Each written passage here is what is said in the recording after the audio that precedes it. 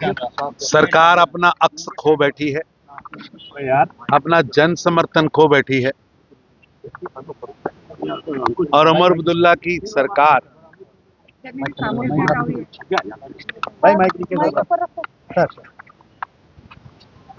बदला व बदलाखोरी की राजनीति कर रही है। जनता के किए हुए वादे उन्हें भूल चुके हैं। आज जम्मू कश्मीर बिजली क्राइसिस, पानी क्राइसिस से जूझ रहा है और उमर अब्दुल्ला जी इस पर कोई काम करने के बजाय केवल व केवल शेख चिल्लियां बयां कर रहे हैं। सर जो आज मैं भी अखबार पढ़ रहा था, कांग्रेस पार्टी जिसने आजादी से पहले, आजादी के बाद, डॉक्टर भीमराव अंबेडकर जी के जिंदा रहते, डॉक्टर भीमराव अंबेडकर जी के स्वर्ग सिधारने के बाद लगातार उनका अपमान किया,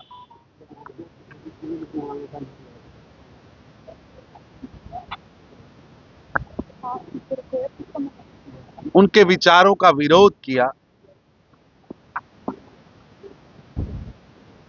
देश की आजादी से पहले भी किया, आजादी मिलने के बाद की सरकार में भी किया। उनसे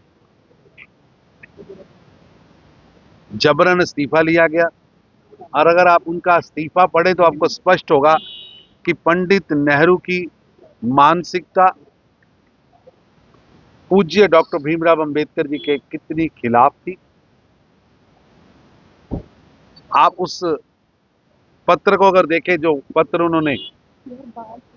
पत्र देश के पहले प्रधानमंत्री और कांग्रेस के अध्यक्ष पंडित नेहरू जी ने देश के मुख्यमंत्री को आरक्षण के खिलाफ लिखा। देश कभी भूल नहीं सकता कि डॉक्टर भीमराव अंबेडकर जी को सदन के अंदर पहुंचने से रोकने का कुकृत्य, अपमान करने का कुकृत्य कांग्रेस के पहले अध्यक्ष, देश के पहले प्रधानमंत्री जवाहरलाल नेहरू जी द्वारा किया गया। यहां तक कि खुद नेहरू जी ने तो भारत रत्न लिया, इंदिरा जी ने भी अपने आप को भारत रत्न दिया। डॉक्टर भीमराव अंबेडकर जी को भारत रत्न नहीं देने दिया। डॉक्टर भीमराव अंबेडकर जी के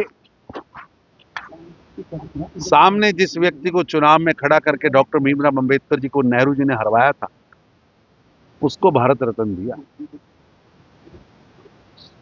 90 के दशक में जब देश के अंदर भारतीय जनता पार्टी की सपोर्टेड सरकार आई, तब 40 साल बाद, लगभग 40 साल बाद पूज्य डॉक्टर भीमराव अंबेडकर जी को भारत रत्न मिला।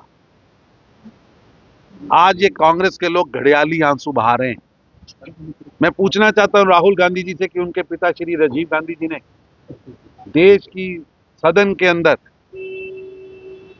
आरक्षण का विरोध नहीं किया, वंचितों को आरक्षण देने की बात का विरोध नहीं किया, मंडल कमीशन का विरोध नहीं किया।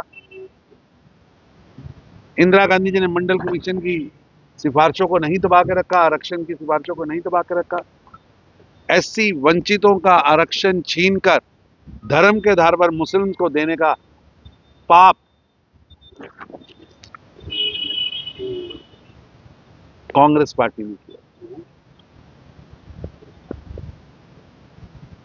आज इंडी गठबंधन पूज्य डॉक्टर भीमराव अंबेडकर जी के साथ जो उन्होंने, कांग्रेस ने पाप किए, जो उनका अपमान किया है,